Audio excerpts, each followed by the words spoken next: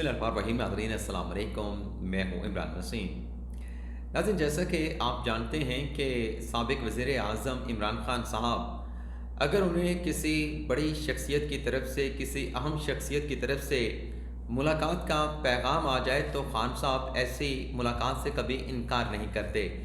बल्कि ख़ान साहब तो ऐसी मुलाकातों के इतने मुतकाज़ी रहते हैं, इतने इश्तियाक़मंद रहते हैं कि अपने करीबी रुफ़क़ा के ज़रिए, अपने दोस्तों के ज़रिए, अपने पार्टी के रहनुमाओं के ज़रिए बड़ी शख्सियात को, अहम शख्सियात को मुलाकात के गाहे बगाहे जो है वो पैगामात भिजवाते रहते हैं। लेकिन नाज़रीन, अब की मर्तबा एक मुआवज़ा हुआ है और एक बड़ी शख्सियत इमरान ख़ान के साथ मुलाकात करना चाह रही थी, लेकिन ख़ान साहब ने उस शख्सियत के साथ मुलाकात करने से इनकार कर दिया।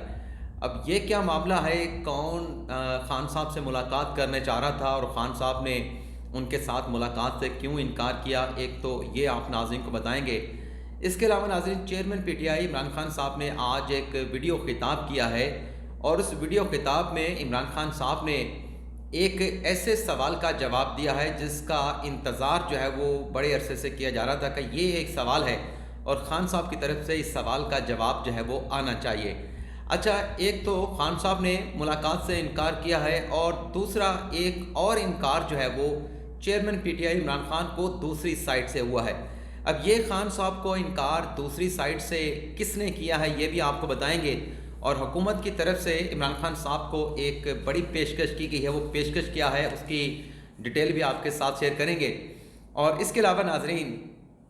हमारे प्रोग्राम की जो दीगर अहम ख़बरें हैं उनकी डिटेल भी अपने इस वीलॉग में शामिल करेंगे। मजमूई तौर पे 10 ख़बरें हैं, पूरा ये वीलॉग जो है एक ख़बरनामा है। तो आप नाज़रीन से दरख्वास्त करेंगे कि आखिर तक हमारे साथ रहना है। जितनी भी ख़बरें हैं बड़ी अहमियत की हामिल हैं। तो पहली ख़बर से नाज़रीन गुफ्तगू का आगाज़ करते हैं और पहली ख़बर नाज़रीन फवाद चौधरी साहब का एक ट्वीट है। फवाद चौधरी साहब ने नाज़रीन आज एक ट्वीट किया जिसमें उन्होंने ये कहा है कि जब तक सादिक संजरानी साहब चेयरमैन सेनेट हैं, एस्टेब्लिशमेंट ये कैसे कह सकती है, यानी कैसे दावा कर सकती है कि एस्टेब्लिशमेंट जो है वो गैर सियासी हो चुकी है। अब फवाद चौधरी साहब के इस ट्वीट का क्या मतलब है? इसका सीधा सीधा मतलब ये है कि सादिक संजरानी साहब जो हैं वो उनके पीछे एस्टेब्लिशमेंट का हाथ है, वो एस्टेब्लिशमेंट की सपोर्ट से आए हैं, वो एस्टेब्लिशमेंट के पसंदीदा हैं। लेकिन इसके साथ सवाल ये पैदा होता है कि जब 2018 में 19 में सादिक संजरानी के ख़िलाफ़ अदम एतमाद की तहरीक आई थी तो फवाद चौधरी साहब का एक ट्वीट जो है वो सोशल मीडिया के ऊपर वायरल हो रहा है। उसमें फवाद चौधरी साहब ने कहा था कि सादिक संजरानी के ख़िलाफ़ ये जो अदम एतमाद की तहरीक लाई गई है दरअसल ये अब्बू बचाओ मुहिम है। तो आज फवाद चौधरी साहब जो हैं, जिन्हें एस्टेब्लिशमेंट का वो नुमाइंदा कह रहे हैं, माजी में उसके ख़िलाफ़ अदम एतमाद की तहरीक मौजूदा जो हुक्मरान इत्तेहाद है, जो PDM है, वो लेके आई थी। लेकिन उस वक्त जो है वो फवाद चौधरी साहब जो है वो सादिक संजरानी के साथ खड़े थे और कह रहे थे कि सादिक संजरानी के ख़िलाफ़ अदम एतमाद की तहरीक लाना दरअसल अब्बू बचाओ मुहिम है। अब ये बात अगर मैं अपने चैनल के ऊपर करूँ, हक़ाइक़ पे बात कर रहा हूँ, तो क्या लिफाफा कहना जायज़ है? क्या शरीफ ख़ानदान का जो है वो एक सहाफ़ी कहना जायज़ है? मैं तो हक़ाइक़ पे बात कर रहा हूँ, लेकिन कुछ ऐसे हैं जिनके सामने हक़ाइक़ रखे जाएँ तो हक़ाइक़ सुनना, सच का सामना करना उनके लिए मुश्किल हो जाता है और फिर उनके पास जब सवाल का जवाब नहीं बन पाता तो फिर इस तरह की ऊट पटांग बातें जो है वो करना शुरू कर देते हैं। अच्छा, फवाद चौधरी साहब का एक ट्वीट और भी है सादिक संजरानी साहब से मुतल्लिक, और वो मार्च 2021 का है, जब सादिक संजरानी को पाकिस्तान तहरीक इंसाफ ने चेयरमैन सेनेट का अपना अगला उम्मीदवार भी नामजद कर दिया था। और फवाद चौधरी साहब ने कहा था कि सेनेट के इलेक्शन में जो सादिक संजरानी साहब है वो पाकिस्तान तहरीक इंसाफ के चेयरमैन के उम्मीदवार होंगे। तो आज जिसे कहा जा रहा है कि चेयरमैन सेनेट जब तक हटते नहीं हैं, जब तक वो चेयरमैन सेनेट मौजूद हैं, तो इस्टेब्लिशमेंट ख़ुद को गैर सियासी कैसे कह सकती है? तो फवाद चौधरी साहब ज़रा हिम्मत करें ना, अदम एतमाद की तहरीक सादिक संजरानी के ख़िलाफ़ लेके आएँ। अगर आप उन्हें हटाना चाहते हैं, उन्हें इस्टेब्लिशमेंट का नुमाइंदा समझते हैं। और सवाल ये भी है कि अगर सादिक संजरानी इस्टेब्लिशमेंट के नुमाइंदा हैं तो आप तो अवाम के वोट से आए थे, जैसा कि आप कहते हैं, आपके दावों के मुताबिक आपने इस्टेब्लिशमेंट के नुमाइंदों को क्यों सपोर्ट किया, उनके ख़िलाफ़ अदम एतमाद की तहरीक को क्यों नाकाम बनाया और फिर अगली मरतबा 2021 की टर्म में सादिक संजरानी साहब को आपने अपना कैंडिडेट क्यों डिक्लेयर किया? तो ये सवाल अपनी जगह पे मौजूद हैं। इसका जवाब ज़ाहिर सी बात है कि आएगा नहीं, गालियाँ मुझे ज़रूर पड़ जाएंगी। अगली खबर नाज़रीन ये है कि ECL से ECL में नाम शामिल करने या नाम निकालने की जो काबीना की ज़ैली कमेटी है उसकी तश्कील 9 कर दी गई है। اور اب اس کمیٹی کا جو دوبارہ سربراہ بنایا گیا ہے وہ اعظم نذیر تارڑ صاحب جو کہ وزیر قانون ہیں، انہیں ذیلی کمیٹی کا جو ہے وہ سربراہ بنا دیا گیا ہے، اور ان کے ساتھ جو دیگر ممبران ہوں گے وہ سردار ایاز صادق اور نوید قمر صاحب ہوں گے۔ آپ نے جانا نہیں ہے، میرے ساتھ رہنا ہے۔ اور آج پروگرام کرتے ہوئے عبدالقیوم صدیقی صاحب نے ایک بات کی تھی، وہ بات میرے ذہن میں گھوم رہی ہے، تو اسے میں ذہن نشین اپنے ذہن میں رکھتے ہوئے اس پروگرام کو کنڈکٹ کر رہا ہوں۔ تیسری نازل خبر مراد سعید صاحب سے متعلق ہے۔ انہوں نے صدر عارف علوی صاحب کو ایک خط لکھا ہے، اور اس خط میں مراد سعید صاحب نے اپنی جان کو، اپنی زندگی کو لاحق جو خطرات ہیں ان سے متعلق آگاہ کیا ہے۔ اس لیٹر میں مراد سعید صاحب نے صدر مملکت عارف علوی صاحب سے اس بات کی درخواست کی ہے کہ انہیں جو جان کے جو خطرات لاحق ہیں اس کا نوٹس لیا جائے اور ایکشن بھی لیا جائے۔ اب دیکھتے ہیں کہ صدر صاحب مراد سعید صاحب کے اس خط کے اوپر کیا ایکشن لیتے ہیں۔ اگلی خبر ناظرین خیبر پختونخوا سے ہے، بلکہ کے پی حکومت نے ایک کارنامہ سر انجام دیا ہے۔ اب نیت کیا ہے، نیت کا فیصلہ آپ کریں گے جو لیجسلیشن خیبر پختونخوا کی حکومت نے کی ہے۔ قانون ناظرین کے پی اسمبلی سے یہ پاس کرایا گیا ہے جو کہ وزراء کی تنخواہوں، مراد اور استحقاق سے متعلق ہے، اور اس بل کے ذریعے ناظرین 2018 سے جو ہیلی کاپٹر کا استعمال ہے اس کو قانونی حیثیت دے دی گئی ہے۔ اب آپ کو معلوم ہے کہ نیب میں جو ہیلی کاپٹر کا کے پی حکومت کے ہیلی کاپٹر کا استعمال کا معاملہ ہے، نیب اس کی تحقیقات کر رہا ہے۔ اگر اس قانون سازی میں کے پی حکومت کی بدنیتی نہیں تھی تو پھر اس قانون سازی کو ماضی سے یعنی 2008 سے مؤثر کیوں کیا گیا؟ اس سے مستقبل سے مؤثر کیا جا سکتا تھا کہ آج کے بعد ہیلی کاپٹر کے استعمال کی قانونی حیثیت یہ ہوگی، لیکن چونکہ دلوں میں کھوٹ ہیں، دلوں میں خوف ہیں،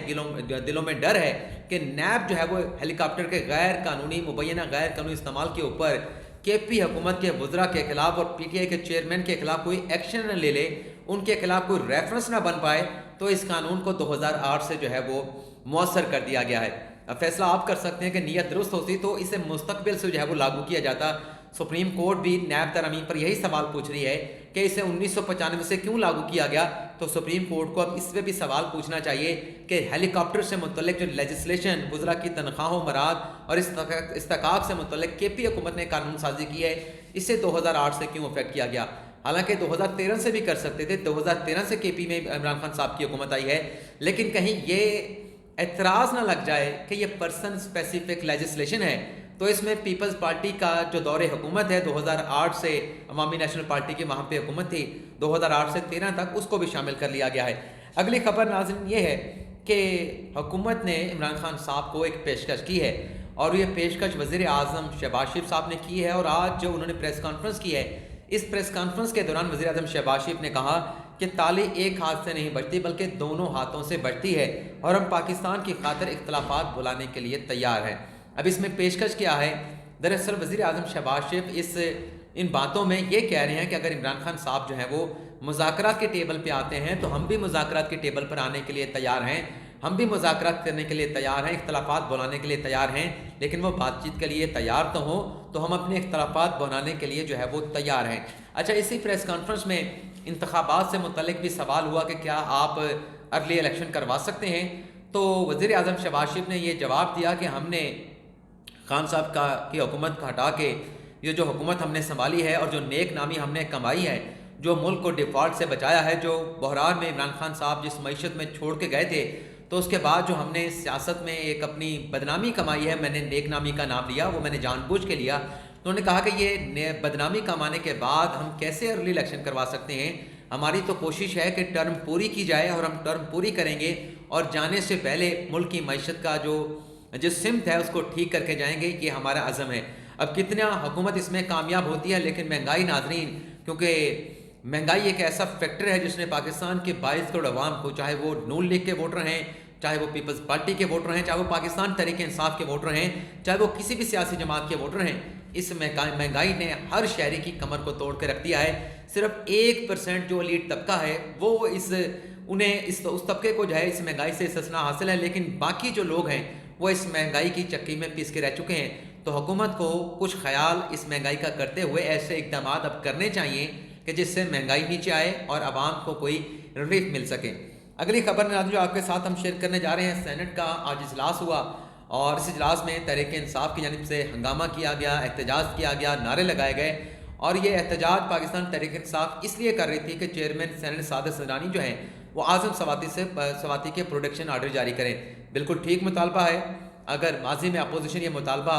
اس وقت کے اسپیکر سے کرتے رہی، اسد کیسر سے کرتی رہی، بے شک وہ جاری کرتے تھے نہیں کرتے تھے، لیکن مطالبہ جائز تھا۔ آج اگر پاکستان تحریک انصاف یہ مطالبہ کر رہی ہے، چاہے ان کے دور میں جو عمران خان صاحب کے سیاسی مخالفین تھے ان کے پروڈکشن آرڈر جاری نہیں ہو رہے تھے، کچھ کے ہوتے تھے کچھ کے جاری نہیں ہوتے تھے، لیکن یہ آئینی مطالبہ ہے، اور صادق سنجرانی صاحب نے بالکل یہ کہا ہے کہ ہم اعظم سواتی صاحب کا جو پروڈکشن آرڈر ہے وہ جاری کریں گے۔ اور پھر جو آج کا سینٹ کا اجلاس تھا اسے ناظرین جمعرات 3 بجے تک جو ہے وہ ملتوی کر دیا گیا ہے۔ میں کوشش کر رہا ہوں کہ ایک خبر کو 1 سے 1.5 منٹ سے زیادہ نہ دوں، تاکہ جو 10 خبریں ہیں 15 سے 16 منٹ کے اندر ہمارا جب یہ لاگ ہے وہ کنکلوڈ ہو سکے۔ اگلی ناظرین جو 7ویں خبر ہے وہ ناظرین یہ ہے کہ وزیر اعظم اپنا سابق وزیر اعظم عمران خان صاحب کی زیر صدارت جو ہے وہ اہم اجلاس ہوا ہے۔ اس اجلاس میں ناظرین 4 اہم فیصلے کیے گئے ہیں۔ ایک فیصلہ ناظرین یہ کیا گیا ہے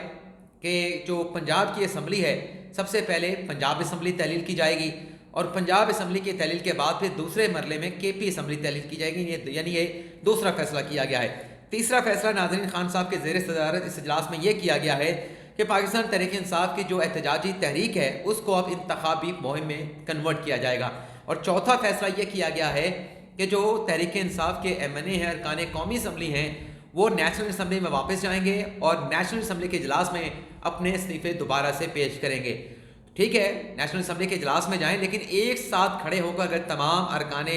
پی ٹی آئی اپنے استعفوں کا اعلان کریں گے تو یہ استعفے ایکسیپٹ نہیں ہوں گے۔ ایک ایک کر کے تمام کے تمام ارکان جا کے اگر ایوان میں بات کرتے ہیں، اپنے استعفے کا اعلان کرتے ہیں، تو وہ استعفیٰ ان کا بالکل قابل قبول ہوگا۔ اور دوسرا طریقہ یہ ہے کہ اسپیکر کے چیمبر میں چلے جائیں اور وہاں پہ جا کے اپنے ریزگنیشن کی تصدیق کروا دیں۔ لیکن پہلے یہ پروسیس ہوا تھا، اسپیکر کی جانب سے شروع کیا گیا تھا، لیکن تحریک انصاف کے ارکان کو بلایا گیا، نوٹس کیا گیا، لیکن کوئی بھی پی ٹی آئی کا رکن جو ہے اپنے استعفوں کی تصدیق کے لیے نہیں گیا تھا۔ اگلی خبر ناظرین جو 8ویں خبر ہے وہ جو خان صاحب نے خطاب کیا آج ویڈیو لنک کے ذریعے، اس میں جو خان صاحب نے ایک درینہ سوال کا جواب دیا ہے وہ آپ کی خدمت میں پیش کریں گے۔ ایک تو ناظرین خان صاحب نے کہا کہ بلکہ آپ کو بتا دو مجھے ہنسی آ گئی جب خان صاحب نے اپنی گفتگو کا آغاز کیا کہ میں معیشت پر بات کرنے کے لیے آج آپ کے سامنے پیش ہوا ہوں۔ حالانکہ کل جو خان صاحب نے پریس کانفرنس کی تھی جس کا نہ کوئی سر تھا نہ کوئی پیر تھا، اس پریس کانفرنس میں بھی خان صاحب نے معیشت پہ بات کی تھی، معیشت کے اعداد و شمار پیش کیے تھے، لیکن آج خان صاحب پھر کہہ رہے تھے کہ میں معیشت پہ بات کروں گا۔ تو موسٹلی جو خان صاحب کی یہ ویڈیو ٹاک تھی، ویڈیو گفتگو تھی، اس میں ریپیٹیشن خان صاحب کی جانب سے کی گئی۔ ایک تو خان صاحب نے کہا کہ جو معاشی صورتحال ہے اس پر میں قوم سے نہیں اداروں سے مخاطب ہوں، یعنی خان صاحب کے لیے پاکستان کے جو عوام ہیں، 22 کروڑ عوام ہیں، 24 کروڑ عوام ہیں، وہ اتنی اہمیت کے حامل نہیں۔ خان صاحب کے مخاطب جو ہے وہ ادارے تھے۔ نام پاکستان تحریک انصاف ہے، آئین کی جماعت، قانون کی جماعت، لیکن ملک کی معیشت کے لیے مخاطب کر رہے ہیں اداروں کو جن کا معیشت کے ساتھ کوئی تعلق نہیں، قطع نظر اس کے کہ ان اداروں کا جو کام ہے ملک کی سرحدوں کی حفاظت کرنا ہے، ملک کو سیکیورٹی فراہم کرنا ہے، ملک کو پروٹیکٹ کرنا ہے، دشمن کے جو ہے وہ حملوں سے بچانا ہے، لیکن خان صاحب اسے معیشت میں انوالو کرنا چاہتے ہیں۔ چلیں، خان صاحب نے یہ مطالبہ بھی کیا کہ میں قوم سے نہیں اداروں سے مخاطب ہوں معیشت کے معاملات کے اوپر۔ کیا یہ خان صاحب سمجھتے ہیں کہ جو ادارے ہیں وہ ستو پی کے بیٹھے ہیں، انہیں نہیں پتہ کہ پاکستان کی معیشت کی کیا صورتحال ہے؟ کیا اداروں کے سربراہان یہ نہیں جانتے کہ حکومت اس معاشی بحران کو کیٹر کرنے کے لیے، معاشی بحران سے اس ریاست کو، پاکستان کو نکالنے کے لیے کیا اقدامات کر رہے ہیں؟ کیا ادارے جو ہیں، اداروں کے جو سربراہ ہیں، انہیں اس بات کا نالج نہیں؟ یہ خان صاحب سے ہمارا سوال ہے۔ اور خان صاحب سے جو ایک درینہ سوال تھا کہ خان صاحب نے جو قرضے لیے، خان صاحب نے وہ قرضے کیوں لیے؟ خان صاحب تو کہتے تھے میں قرضہ نہیں لوں گا، تو آج خان صاحب نے ان قرضوں کا جواب دیا، اور خان صاحب نے جواب یہ دیا ہے کہ ہم نے جو اپنے دور حکومت میں قرضے حاصل کیے وہ پہلے لیے گئے قرضوں کی اقساط دینے کے لیے حاصل کیے تھے، یعنی ان کی قسطیں دینے کے لیے ہم نے قرضے حاصل کیے تھے۔ اب یہ خان صاحب کے اپنی بات کے اندر کتنا بڑا تضاد موجود ہے، ابھی میں حقائق آپ کے سامنے رکھتا ہوں۔ ناظرین، جب خان صاحب آئے تھے تو ملک کا جو غیر ملکی قرضہ تھا وہ 25,000 ارب تھا۔ اب خان صاحب نے اگر اقساط واپس کرنی تھی تو اقساط واپس کرنے کے لیے کتنا قرضہ چاہیے ہوتا ہے، مجھے تو اس کا اندازہ نہیں، لیکن خان صاحب نے 19,000 ارب کا قرضہ اپنے دور حکومت میں 3.5 سال میں لیا، یعنی اگر 5 سال حکومت خان صاحب پوری کرتے تو 25,000 ارب کا خان صاحب قرضہ لیتے۔ تو اگر یہ 19,000 کا قرضہ، 19,000 ارب کا خان صاحب نے جو قرضہ لیا، اگر 25,000 ارب قرضے سے یہ 19,000 نکال دیں تو باقی کتنا بچنا تھا؟ 6,000 ارب کا قرضہ پاکستان کا باقی بچنا تھا، اور اس میں آپ شامل کر لیں جو خان صاحب نے 19,000 کا قرضہ لیا تھا۔ یعنی جو خان صاحب نے 19,000 کا قرضہ لیا واپس کر دیا، باقی بچے 6,000، لیکن خان صاحب نے تو 19,000 ارب کا قرضہ لے لیا نا، تو جمع تفریق کر کے باقی جو قرضہ بچنا تھا وہ 25,000 کا ہی باقی بچنا تھا، 25,000 ارب کا قرضہ واپس بچنا تھا۔ لیکن خان صاحب جب گئے، قسطیں کیا واپس کرنی تھی، جو قرضہ تھا غیر ملکی وہ بڑھ کے 25,000 ارب سے 44,000 ارب ہو گیا، تو قسطیں پتہ نہیں ادا ہوئی نہیں ہوئی، قرضہ پاکستان پہ مزید چڑھ گیا۔ ایک اور بھی بات سن لیں، جب خان صاحب آئے تھے تو جو انٹرنل ڈیٹ تھا، جو انٹرنل قرضہ تھا حکومت کے اوپر، وہ 30,000 ارب کا تھا، اور خان صاحب نے اس قرضے کو بڑھا کے 54,000 ارب کر دیا۔ اگر یہ قرضہ بھی خان صاحب نے اقتصاد کی واپسی کے لیے لیا تھا تو یہ قرضہ بھی، یعنی خان صاحب نے 24,000 کا قرضہ لیا انٹرنلی ملک کے اندر سے، تو 30,000 میں سے 24,000 ارب کا قرضہ لے کے اگر وہ واپس کرتے تو باقی 6,000 ارب کا قرضہ واپس بچتا، اور جو خان صاحب کا 24,000 ارب کا قرضہ ہے اس کو اس میں شامل کر لیا جائے تو مجموعی قرضہ 30,000 کا ہی رہتا۔ لیکن خان صاحب نے اقساط کیا دینی تھی، قسطیں کیا دینی تھی، خان صاحب نے اس قرضے کو بڑھا کر جو ہے وہ 54,000 تک پہنچا دیا۔ اچھا، پھر خان صاحب بات گھما پھرا کے معیشت کی بات کرتے ہوئے انتخابات پہ لے آتے ہیں کہ مجھے انتخابات میں کوئی دلچسپی نہیں، لیکن میں ملک کے لیے انتخابات کا مطالبہ کر رہا ہوں کیونکہ ملک میں سیاسی عدم استحکام ہے، اور سیاسی عدم استحکام کی وجہ سے خان صاحب کہتے ہیں کہ ملک میں معاشی عدم استحکام ہے۔ میں آج گارنٹی کے ساتھ کہہ رہا ہوں کہ خان صاحب جو خوف پیدا کرنے کی کوشش کرتے ہیں، خان صاحب اپنی الیکشن کمپین چلائیں، زور و شور سے چلائیں، لیکن یہ جو خان صاحب خوف کی سیاست کر رہے ہیں اور معیشت کے اوپر کر رہے ہیں، یہ خوف کی سیاست اگر خان صاحب آج بند کر دیں تو پاکستان کی معیشت بھی بہتر ہو جائے گی، اور جو بحران کی خان صاحب بار بار بات کرتے ہیں یہ بحران بھی ٹھیک ہو جائے گا، اور عالمی جو مالیاتی ادارے ہیں ان کا ٹرسٹ بھی پاکستان کو ہوگا، اور پاکستان آگے جائے گا، پاکستان پیچھے نہیں جائے گا۔ اگلی جو ناظرین جو 9ویں خبر آپ کے ساتھ ہم نے شیئر کرنی ہے وہ خبر ناظرین ہے کہ اعظم سماعتی صاحب کی ضمانت کا فیصلہ اسلام آباد کی مقامی عدالت نے محفوظ کر لیا ہے، اور کل منگل کو یہ 4 بجے فیصلہ ضمانت کا جو ہے وہ عدالت کی جانب سے سنایا جائے گا۔ 10ویں آخری خبر وہ ناظرین یہ ہے کہ خان صاحب کے ساتھ جو ملاقات کرنے کے لیے شخصیت آئے تھے وہ ناظرین تھے سی سی پی لاہور، اور یہ بڑی شخصیت اس لیے ہے سی سی پی لاہور غلام محمود ڈوگر صاحب کہ وفاق نے ان کا نوٹیفیکیشن کر دیا کہ یہ پنجاب چھوڑ کے مرکز میں آ جائیں، انہیں سسپینڈ بھی کیا، لیکن اس سسپینشن کے معاملے کو تو سپریم کورٹ نے فیصلہ دے کے بحال کر دیا، لیکن اتنی بڑی شخصیت ہے کہ وفاق بار بار احکامات جاری کرتا رہا، لیکن پنجاب کی حکومت عمران خان صاحب سی سی پی لاہور غلام محمود ڈوگر صاحب کو چھوڑنے کے لیے وفاق میں رپورٹ کرنے کی اجازت دینے کے لیے تیار نہیں تھے۔ تو ظاہر سی بات ہے کہ سی سی پی لاہور جو ایک بڑی شخصیت ہے خان صاحب کے لیے، پنجاب کے وزیر اعلیٰ چودھری پرویز الہی کے لیے، تو کل کی پریس کانفرنس میں خان صاحب سے سوال ہوا تھا کہ آپ کی پنجاب میں حکومت ہے، لاہور میں حکومت ہے، تو شہباز گل کے خلاف مقدمہ کیسے درج ہو گیا؟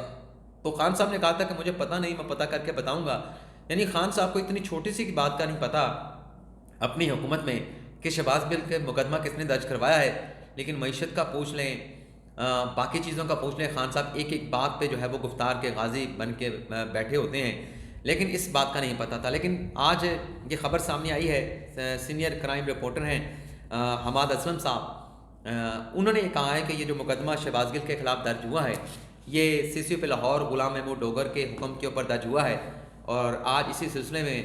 جو غلام محمود ڈوگر صاحب تھے وہ ضمانت پارک گئے عمران خان صاحب سے ملاقات کرنے کے لیے، اپنی صفائی پیش کرنے کے لیے، لیکن وہ گھر کے باہر جو ہے وہ ٹھہرے رہے، 2 گھنٹے انتظار کرتے رہے جیسا کہ رپورٹ کیا گیا ہے، لیکن خان صاحب نے ان کے ساتھ ملاقات کرنے سے انکار کر دیا۔ یہ تھا ناظرین ہمارا ویلاگ، آپ سے اجازت چاہیں گے، اللہ حافظ۔